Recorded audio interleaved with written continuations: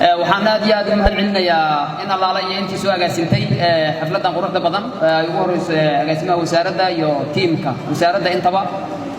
runtii waxaan isleeyahay waa waqtiyo u baahan in la xuso muxuu ahaa ii sheeg lagana shaqeeyo waxyaabaha runtii muxuu ahaa ii sheeg aadka muhiimka ugu ah bulsho kasta ee caalamka ku nool marka waxaan runtii ka talis ahaan iyo ka wasaarad ahaan iyo ka dawlad ahaan intaba insha Allah ta'ala horena u xoojinay haddana aan xoojin doonaa in lagu dadaalo dhammaan waxa laala iyo wixii muxuu ahaa ii sheeg ku ah caruurta meel kasto ay joogaan iyo jinsiyad kasto ay yihiin wixii xadgudub ku ah sida qawaaniinta caalamiga ah ay qabto ama shuruucda caalamiga ah annagoo taas muxuu ahaa ii sheeg tixraacayna ama muxuu ahaa ii sheeg fulinayna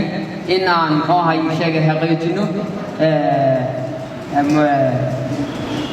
badqabkooda iyo muxuu ahaa ii sheeg badbaadintooda intaba runtii markaan ku soo laabto ciidanka xoogga dalka Soomaaliyeed waxaan la soconaa marxalado runtii aad u adag oo aad muxuu ahaa ii sheeg u dhib badan oo soo maray haddana iyadoo sidaas marna ma suurta gelin in ay raali ka noqdaan ayagoo kaashanaya wasaaradooda iyo muxuu ahaa ii sheeg dawladda intaba in ay marnaba ay ogolaadaan in caruurta Soomaaliyeed meel kasto ay joogaan ay dhibaato gaarto ama marnaba ay raali ka noqdaan in muxuu ahaa ii sheeg bulshada qaybaheeda kala duwan dhinacay doonta ahaato ay muxuu ahaa ii sheeg ay raali ka noqdaan inay dhibaato gaarto marka runtii aad iyo aad ugu mahadcelinaa in allaala intii soo agaasintay xafladan waxaan leeyahay arrintaas taliska ciidanka xoogga dalka Soomaaliyeed way ka go'an tahay inay runtii ay muxuu ahaa aad ay uga tacadiraan ka hortagaan dhankay doonta ha noqoto marka loo soo laabto marxaladda maanta dalkeenu ku jiro iyo caruurta la gelinayo dagaalka la gelinayo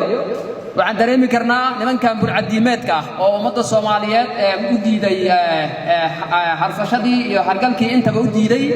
nimanka ayaan isleeyahay waxay mudan yihiin runtii in laga qabto caruurta Soomaaliyeed waxay muxuu ahaa ii sheegay baabi'iyeen mustaqbalkoodii waxay baabi'iyeen waxbarashadoodii iyo muxuu ahaa ii sheegay badqabkoodii waxay baabi'iyeen caafimaadkoodii marka kuwaas ayaa u baahan runtii in muxuu ahaa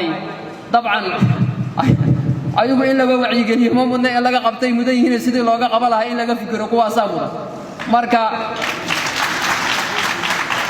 ciidanka Ilaahay ayagana muxuu ahaa ii sheegay caruurta Soomaaliyeed oo ay dhibaatada ku hayaan oo ay muxuu ahaa ii sheegay afduubka u heestaan oo waalidiintii dhashay iyo muxuu ahaa ii sheegay qoysaskoodii ay afduubka uga heestaan kuwa badan hore waa looga badbaadiyay kuwa kalena waxaan isleeyahay waqtigoodu waa soo dhamaaday mana u suurta gali doonto insha Allah ta'ala inay sii heestaan marka waxaan isleeyahay in arintaas ay runtii si dhab ah inooga go'an tahay kana shaqay doono aad iyo aad u mahadsantiin waqtiga ugu gaaban iyo shaqooyin badan oo noo yaala dartood